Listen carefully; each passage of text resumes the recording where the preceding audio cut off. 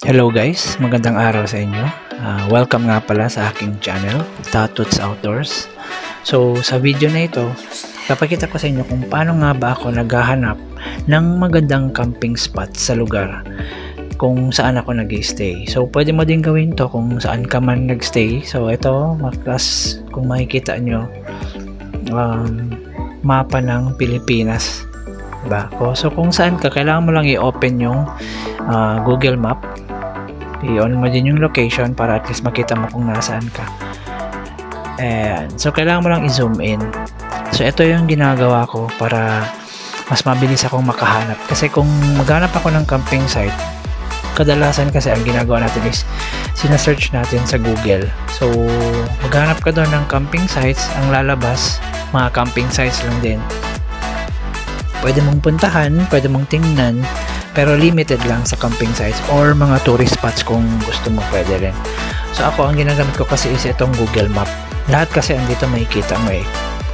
Kahit hindi camping sites or hindi mga tourist spots, makikita mo dito. So ito yung mga icons dito, itong mga payong na green, ano to siya eh, beach place.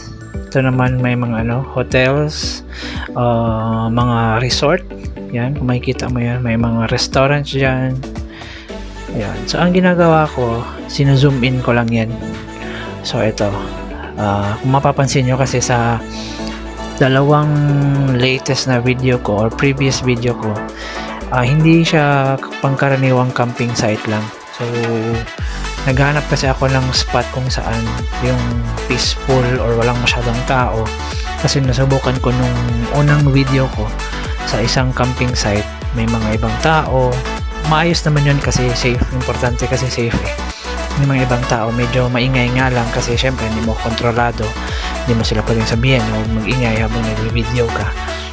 So ako, ang ginawa ko is naghanap ako dito mismo.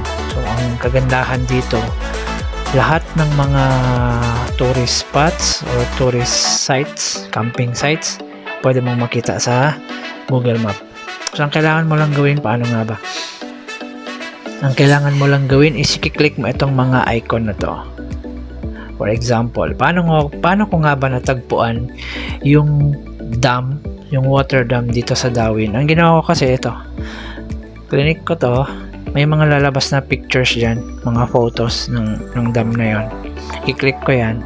So doon ko nalalaman kung gaano kaganda yung lugar, kung possible ba, pwede ba akong mag-set up ng tent, mag-pitch ng tent.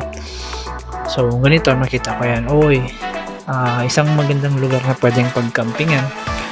So yan, ganyan yung paraan na naghahanap ako kung saan.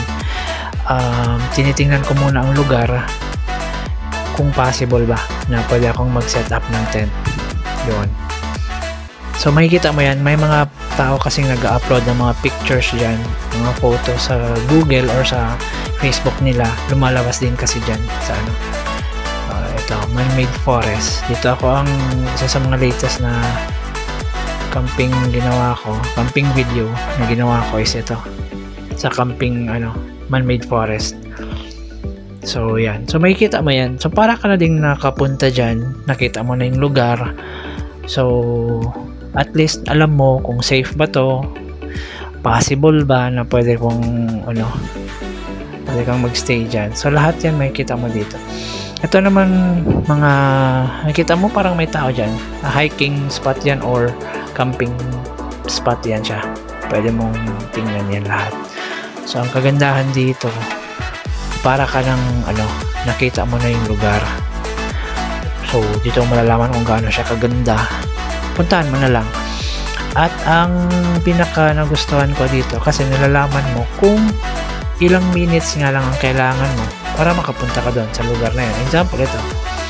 Yan. So makikita mo dito, hiking area. Kung magmamotor ka, 28 minutes lamang. Click mo yung directions para makikita mo yung lugar na yun. Diba? So dito yung mga dadaanan mo para makarating ka doon. So 28 minutes lang kung magmamotor ka, nandun ka na 28 minutes lang. So ganun na yung ginagawa ko. And then lahat yan, i-click mo lang kasi may mga pictures yan eh. So ganun lang ako maghanap. Ito, may mga waterfalls dyan kung gusto mong puntahan. So, marami. So, abangan nyo na lang yung mga susunod kong camping videos kasi doon natin malalaman kung alin sa mga dito yung mga pupuntahan ko ng mga tourist spots or camping sites. So, dito natin makikita. Wow! Kung gaano kagandang isang lugar. So, parang ka din nakapunta doon. Okay?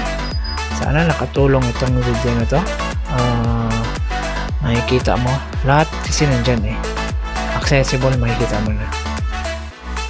So, sana makatulong itong video na to sa'yo para at least kung saan ka mang lugar, may mga tao kasi, may mga kaibigan akong nagsasabi na, uy, meron parang lugar na yan. So, kahit taga dito ako, hindi ko pa napuntahan yan or never kong narinig yung lugar na yan. Kasi, hindi naman kasi siya well-known, pero pag check mo sa Google Map, nandiyon siya, magaganda pala siya. Maganda pala yung lugar na yun. May mga tao na palang nakapunta doon, which is, ikaw, bihira mo lang siyang marinig or makita. Or never mo pa siyang napuntahan. Okay? So, ganun lang. Maraming salamat. So, kung bago ka din sa aking channel, pwede mo rin pindutin para suportahan ang channel ko, pwede mong pindutin yung like at mag-subscribe ka na din para at least sa mga susunod kong camping videos or uploads, mano-notify ka. Thank you and God bless. Have a great day.